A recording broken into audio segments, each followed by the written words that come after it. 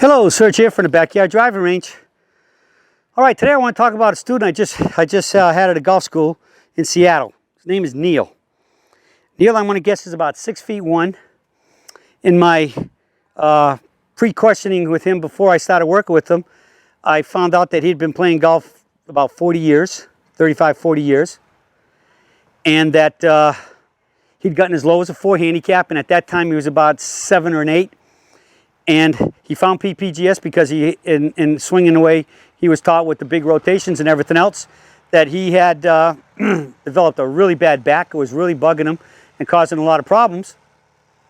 And problems so much so that he couldn't play golf on a regular basis. And he was hitting the ball terrible and a whole bunch of other issues. But he found PPGS, and PPGS right off the bat reduced the back problems and everything else.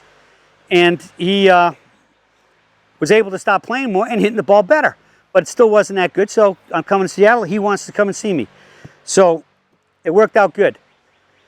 Now, when I started watching him swing, he was kind of really bent over a lot, almost a curved back. And he's in here like this, and I can see him swinging, and I'm seeing a little bit more bending in his left arm than I'd like to see at the top of the backswing. And I'm seeing this arm really bent, way more past 90 degrees. And he's really hunched over. And he's hitting halfway decent shots, but he had a tendency to hit the ground. His biggest shot was nipping the ground a little too soon.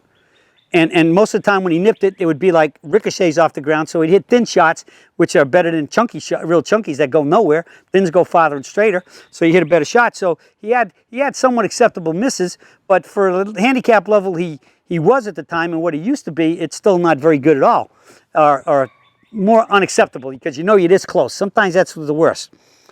So I start looking at him.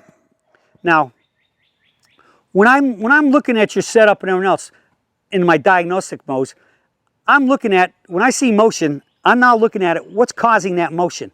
Because the ultimate success of me as a teacher fixing you as a student is that my diagnosis gets to the heart of the problem. So like when I train my teachers, I'm always treating them, when you see the problem is the effect. In golf, we were taught to treat the effect. In other words, if the ball's doing this, that means the swing's doing that. So you change the path of the plane. No, you change the path of the plane. The path of the plane exists because of setup. You got to figure out in the setup what's causing that problem.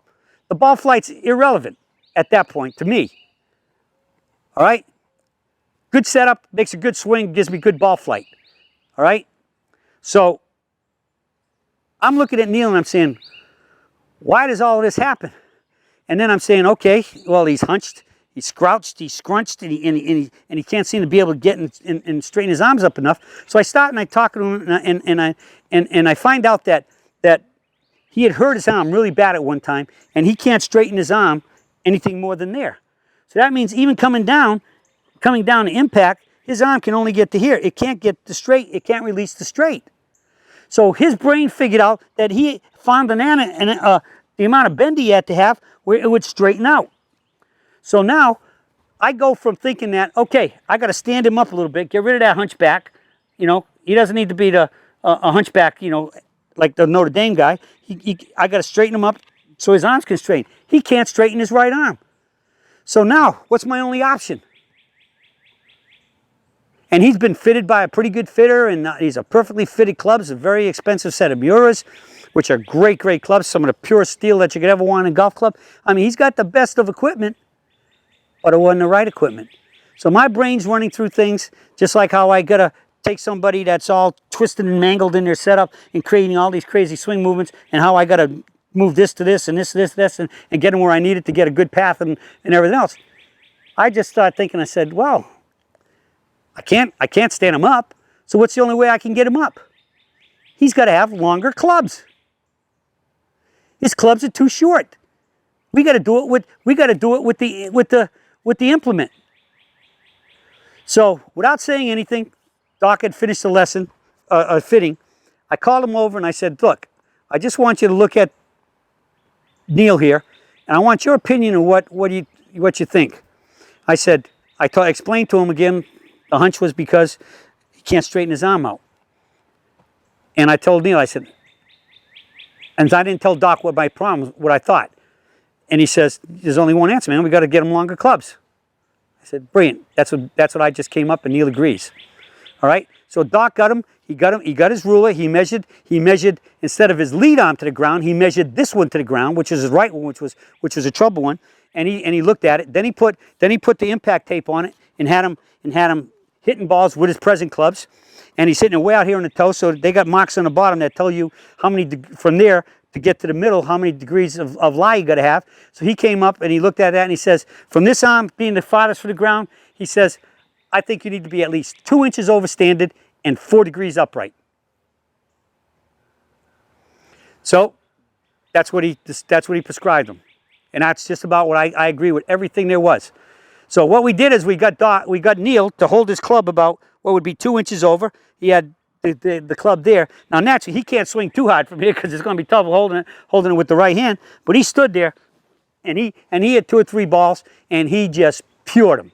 Every one of them was pure, but they weren't that far because he that's an important thing to be in a club. But the first thing he said was, all this tightness and stretching and just feeling awkward and uncomfortable through impact, not painful. But he always ended up when he got done having tight back, he said everything felt so smooth and free and sort of like greased up. And he said, I know this is right. So Doc talked to him about, well, just only get one made. When Doc left, he said, I'm getting a whole set made right away. I know this is right. My body's telling me it's right. Listen to your body.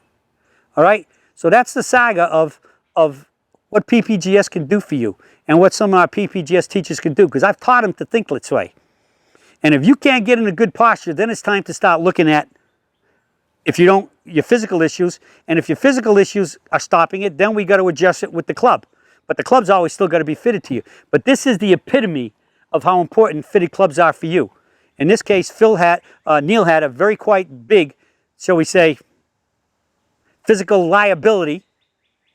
But we turned that liability and got rid of it by getting him that 2 inch longer club. So now, even though his arm could straighten this way, his whole body, he could stand taller, stay taller, and the club got to the ground and got him that pure impactor where he's just hitting bullets. So that's how important fitted clubs are, and especially when you have some liabilities, which Neal's liability is no longer a liability because he's got the club that takes care of it, the right length club in lie. All right, well, that's it for today on how important having a good setup is, but sometimes you can't ever have the setup if you got the wrong clubs in terms of lies and lofts and everything else. Okay, so that's it for the search for today, and I'll be speaking with you all again soon.